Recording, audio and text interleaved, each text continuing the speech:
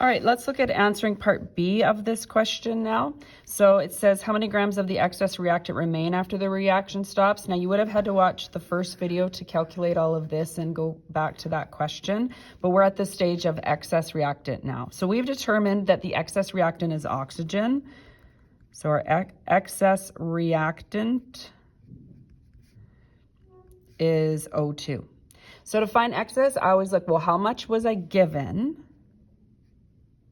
And I'm always going to subtract it from required. So when I go to given, and that's why these keywords help me so much, what was I given? This many moles, okay? So you got to compare your mole ratio, or not your mole ratio, you got to use moles, I meant to say. And then we subtract from what we needed, which is required. So we're going to go with how many moles was required. So when we go through all our keywords, we get to here. This is how many moles were required. So we're subtracting 1.00904. Because of course we have extra given than what we needed. Okay, so again, in your calculators, you would calculate all this 0.55346 moles of O2 remain. That's kind of the keyword I use for that.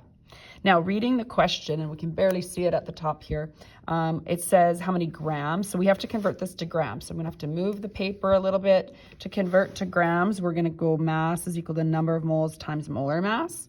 So that is equal to the moles we just found.